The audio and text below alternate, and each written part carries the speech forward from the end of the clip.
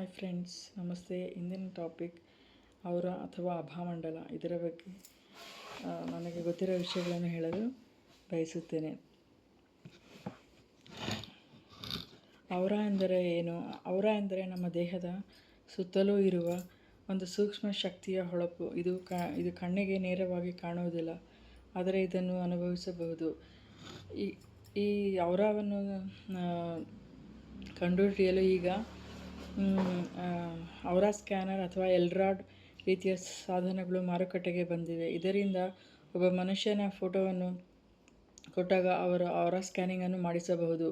ಅಂದರೆ ಅವರ ಎಷ್ಟು ಸ್ಟ್ರಾಂಗ್ ಆಗಿದೆ ಅಥವಾ ವೀಕ್ ಆಗಿದೆ, ಅವರ ದೇಹದ ಸುತ್ತಲೂ ಇರುವ ಕಾಂತೀಯ ಕ್ಷೇತ್ರವನ್ನು ಕಂಡುಹಿಡಿಯಬಹುದು.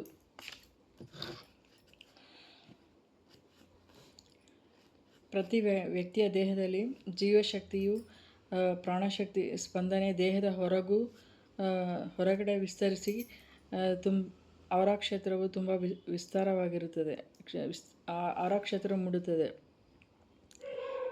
ಸಾಮಾನ್ಯವಾಗಿ ಔರಾಗೆ ಹಲವಾರು ಪದರಗಳಿರುತ್ತದೆ. ಅವು ಯಾವುದೆಂದರೆ ಶಾರೀರಿಕ ಲೇಯರ್, ಭಾವನಾತ್ಮಕ ಅಂದರೆ ಎಮೋಷನಲ್ ಲೇಯರ್, ಮಾನಸಿಕ ಲೇಯರ್, ಆಧ್ಯಾತ್ಮಿಕ ಲೇಯರ್, ಹೀಗೆ ಅನೇಕ ರೀತಿಯ ಪದರಗಳಿರುತ್ತವೆ. ಮತ್ತು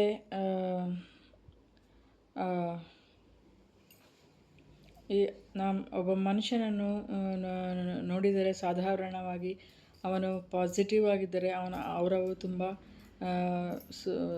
ಸದೃಢವಾಗಿರ್ತದೆ. ಅಂದರೆ ಅವನ ದೇಹದ ಸುತ್ತಲೂ ಪ್ರಕಾಶಮಾನವಾದ ಔರವು ಮೂಡಿ ಬರುತ್ತದೆ. ಒಬ್ಬ ಮನುಷ್ಯನ ಔರವನ್ನು ಹೇಗೆ ಶುದ್ಧೀಕರಿಸಬೇಕು ಎಂದರೆ ಅವನು ಪ್ರತಿನಿತ್ಯ ಬ್ರಹ್ಮ ಮುಹೂರ್ತದಲ್ಲಿ ಧ್ಯಾನ, ಪ್ರಾಣಾಯಾಮ, ನಡಿಗೆ, ಪ್ರಕೃತಿಯಲ್ಲಿ ನಡೆಯುವುದು ಮತ್ತು ದೇವರ ಪೂಜೆ ಮಾಡುವುದು, ಹೃದಯದಿಂದ ಪ್ರಾರ್ಥಿಸುವುದು, ಬೇರೆಯವರ ಬಗ್ಗೆ ಹಿತಚಿಂತನೆಯನ್ನು ಮಾಡುವುದು, ಹೀಗೆ ಸಕಾರಾತ್ಮಕ ಚಿಂತನೆ, ಒಳ್ಳೆಯ ಪುಸ್ತಕಗಳನ್ನು ಓದುವುದು, ವ್ಯಾಯಾಮ ಮಾಡುವುದು, ಹೀಗೆ ಮಂತ್ರಗಳ ಪಠಣೆ ಆಗಿರಬಹುದು, ಗ್ರಂಥಗಳನ್ನು ಓದುವುದು, ಹೀಗೆ ಒಂದು ಪಾಸಿಟಿವ್ ಆದ ಅಭ್ಯಾಸದಿಂದ ಅವನ ಔರವು ಸಂಪೂರ್ಣವಾಗಿ ಪಾಸಿಟಿವ್ ಆಗುತ್ತದೆ. ಅವನು ನೋಡಲು ಬಹಳ ಆಕರ್ಷಕವಾಗಿ ಕಾಣುತ್ತಾನೆ. ಅವನ ದೇಹದಲ್ಲಿ ಎಂತಹದೇ ಕಾಯಿಲೆಗಳಿದ್ದರೂ ಸಹ ಅವನು ಈ ರೀತಿಯ ಒಳ್ಳೆಯ ಅಭ್ಯಾಸದಿಂದ ಅವನ ಔರವನ್ನು ಸ್ಟ್ರಾಂಗ್ ಮಾಡಿಕೊಂಡು ದೈಹಿಕವಾಗಿ, ಮಾನಸಿಕವಾಗಿ ತುಂಬ ಸದೃಢನಾಗಬಹುದು. ಮತ್ತು ಇನ್ನೊಂದು ಔರ ಸ್ಟ್ರಾಂಗ್ ಮಾಡಿಕೊಳ್ಳುವ ಉಪಾಯ ಏನು ಹೇಳಬೇಕೆಂದರೆ, ನಾವು ಪ್ರತಿನಿತ್ಯ ಮಾಡುವ ಸ್ನಾನದ ನೀರಿನಲ್ಲಿ, ಒಂದು ಬಕೆಟ್ ಸ್ನಾನದ ನೀರಿನಲ್ಲಿ ಒಂದು ಹಿಡಿ ಉಪ್ಪನ್ನು ಹಾಕಿ ನಾವು ನಮ್ಮ ಸ್ನಾನವನ್ನು ಮಾಡಿದರೆ ನಮ್ಮಲ್ಲಿರೋ ನೆಗೆಟಿವ್ ಎನರ್ಜಿಯಲ್ಲಿ ಹೋಗಿ ನಮಗೆ ಪಾಸಿಟಿವ್ ಔರ ಬರುತ್ತದೆ. ಆದ್ದರಿಂದ ಹಿಂದಿನ ಕಾಲದವರು ಹೇಳುತ್ತಿದ್ದರು, ಪ್ರತಿ ವರ್ಷ ಅವರು ತೀರ್ಥಕ್ಷೇತ್ರಗಳು ಅಥವಾ ಕಾಶಿ ಯಾತ್ರೆಗೆ ಎಂದು ಹೋಗುವಾಗ ಅವರು ಸಮುದ್ರ ಸ್ನಾನವನ್ನು ಮಾಡುತ್ತಿದ್ದರು. ಅದರಿಂದ ತಮ್ಮ ಪಾಪಕರ್ಮಗಳನ್ನು ಕಳೆಯುತ್ತಿದ್ದರು. ಮತ್ತು ಅದರ ಒಂದು ವೈಜ್ಞಾನಿಕವಾದ ಕಾರಣವೂ ಸಹ ಇದೇ ಆಗಿದೆ. ಉಪ್ಪು ನೀರಿನ ಸ್ನಾನ ಮಾಡುವುದರಿಂದ ಅವರ ನೆಗೆಟಿವ್ ಎನರ್ಜಿಯನ್ನು ಕಳೆದುಕೊಳ್ಳಬಹುದು. ಅವರ ದೇಹವನ್ನು ಚೈತನ್ಯವಾಗುತ್ತದೆ ಮತ್ತು ಪಾಸಿಟಿವ್ ಎನರ್ಜಿಯನ್ನು ಪಡೆದುಕೊಳ್ಳಬಹುದು. ಆದ್ದರಿಂದ ಎಲ್ಲರೂ ತಮ್ಮ ಔರವನ್ನು ಸ್ಟ್ರಾಂಗ್ ಆಗಿ ಇಡಲು ತುಂಬ ಒಳ್ಳೆಯ ಅಭ್ಯಾಸಗಳಿಂದ ಇದು ಸಾಧ್ಯವಾಗುತ್ತದೆ.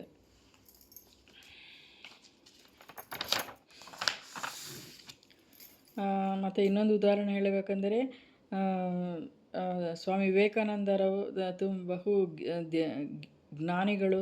ಅವರು ಒಂದು ನಡೆದಾಡುವ ವಿಶ್ವಕೋಶ ಎಂದು ಕರೆಯುತ್ತಿದ್ದರು. ಅವರು ಎಷ್ಟೋ ಕಿಲೋಮೀಟರ್ವರೆಗೆ ಅವರ ವಿಸ್ತಾರವಾಗಿ ಹರಡುತ್ತಿತ್ತು ಎಂದು ಸುಮಾರು ಜನರು ಇದನ್ನು ಪ್ರಸ್ತಾಪ ಮಾಡಿದ್ದಾರೆ.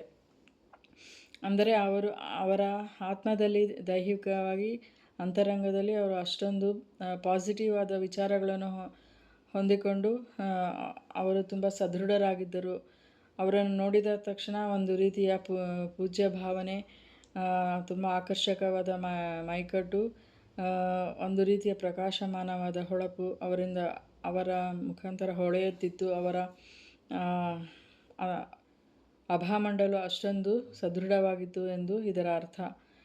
ಸೊ ಇದನ್ನು ಹೇಳಬೇಕಾದ್ರೆ ಇನ್ನೂ ತುಂಬ ವಿಸ್ತಾರವಾಗಿ ಹೇಳಬಹುದು. ಇನ್ನು ಮುಂದಿನ ವಿಡಿಯೋಗಳಲ್ಲಿ ಇದರ ಬಗ್ಗೆ ಇನ್ನೂ ಹೆಚ್ಚು ಮಾತನಾಡಲು ಬಯಸುತ್ತೇನೆ. ಸದ್ಯಕ್ಕೆ ಇವತ್ತಿನ ವಿಷಯವನ್ನು ಇಷ್ಟು ಪ್ರಸ್ತಾಪಿಸುತ್ತಿದ್ದಾನೆ. ಇದರಲ್ಲಿ ಏನಾದರೂ ತಪ್ಪಿದರೆ ದಯವಿಟ್ಟು ಕ್ಷಮಿಸಿ. ಮತ್ತು ನನ್ನ ಯೂಟ್ಯೂಬ್ ಚಾನಲನ್ನು ಲೈಕ್, ಸಬ್ಸ್ಕ್ರೈಬ್ ಮತ್ತು ಕಮೆಂಟ್ ಮಾಡಿ ನನ್ನನ್ನು ಸಪೋರ್ಟ್ ಮಾಡಿ. ಥ್ಯಾಂಕ್ ಯು ಸ್ನೇಹಿತರೆ. Thank you.